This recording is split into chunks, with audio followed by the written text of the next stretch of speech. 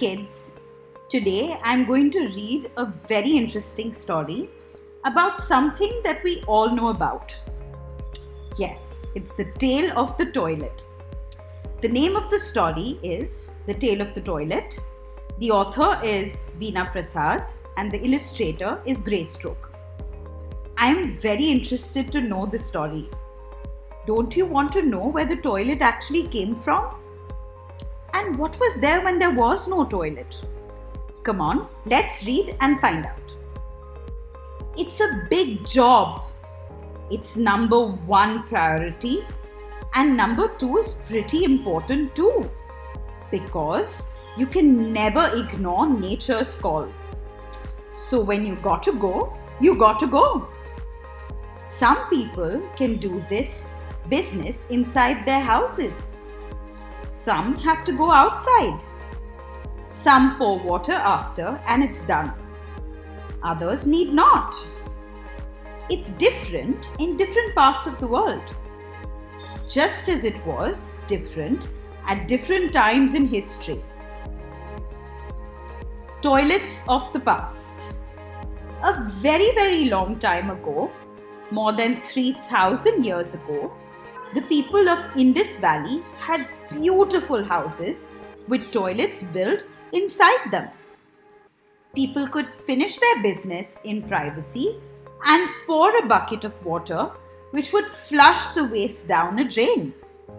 This way, they managed to keep their houses and streets clean. The Indus Valley, situated in present-day Pakistan and India, is one of the three oldest civilizations that we know of. The other two being ancient Egypt and Mesopotamia. From what we can see of the ruins today, people of Indus Valley had great building skills, were good at making metal and ceramic products, and planned their city-wide drainage systems very elaborately. Around the same time, similar toilet arrangements were present in other parts of the world.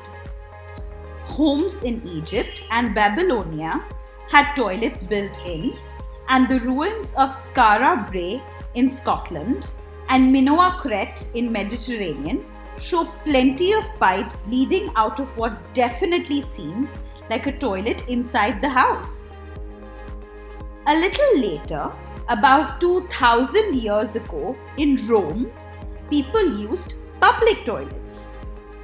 A long slab of stone had keyhole-shaped cutoffs at intervals. Keyholes?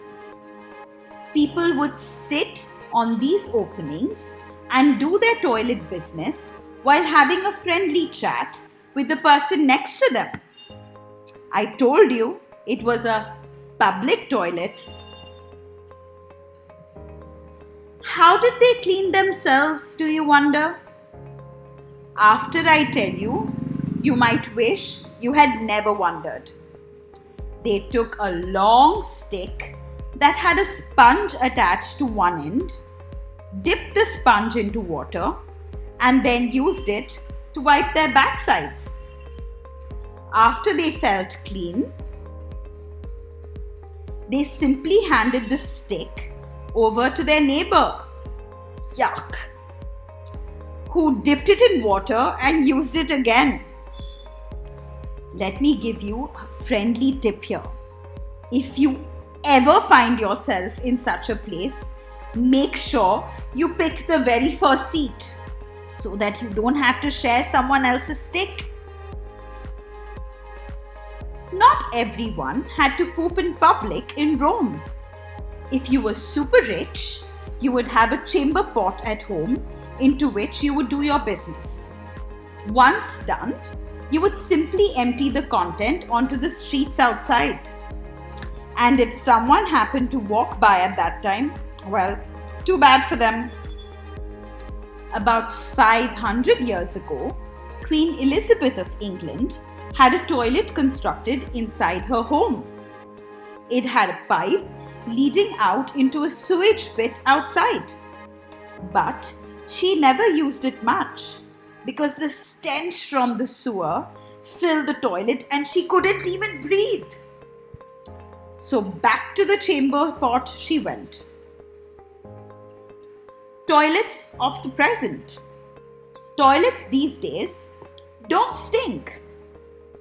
How did they achieve that?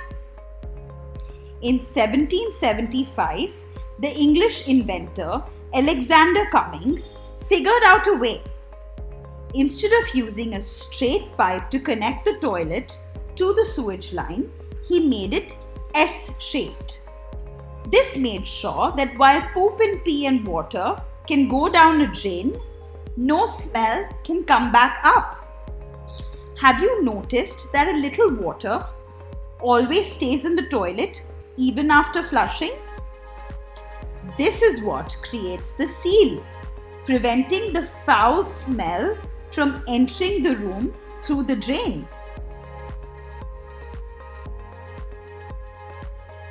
Just like old times, different parts of the world today have different kinds of toilets. Some places don't have toilets at all. Some toilets are made for sitting. Some are made for squatting. Some have a bucket with water for flushing.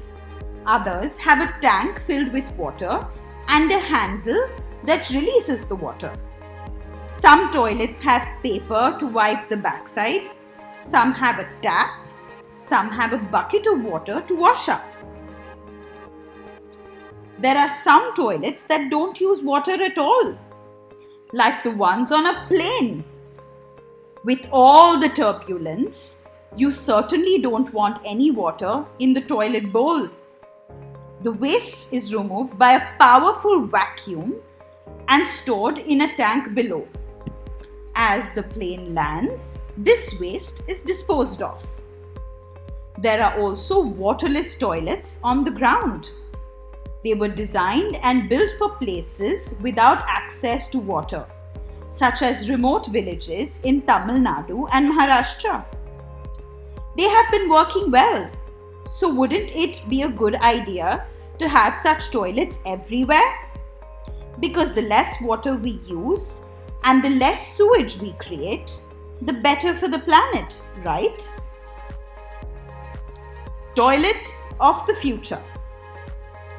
How do you make waterless toilets? The first step is to make sure that you don't let the urine and the feces mix. No, it's not as gross as it sounds. It's just that the pot needs to be designed in a clever way, like having a sloping bamboo mat act as a sieve that will allow the wastewater to pass through, but can hold poop and send it to a different pot. Since urine by itself is not harmful, it's only bacteria that collect in the open urine that can cause the smell and the hazard. It can be safely let into the ground or put to use. Here's how. Hydrogen can be separated from the urine and used to fuel a generator. Urine also has nitrogen, phosphorus, and potassium that are great ingredients for a fertilizer. Now that the urine is taken care of, what do we do with the solid waste? Well, if it is properly mixed with ash and grass and allowed to rest in a pit, millions of bacteria will break it down into perfectly useful compost for agriculture. These toilets will help us build a world where there is no waste. Instead, it is turned into something of use. If all houses in the city have such toilets, no sewage comes out of them. No expensive sewage treatment plants are necessary, and no sewage will flow through the drains into our lakes and rivers. What a great future for everyone! Did you have fun learning about the different kinds of toilets in the past, present, and the future? What kind of toilet do you have in your household? Would you like to think about a toilet of the future and how it will help us? We look forward to hearing your inputs. Bye!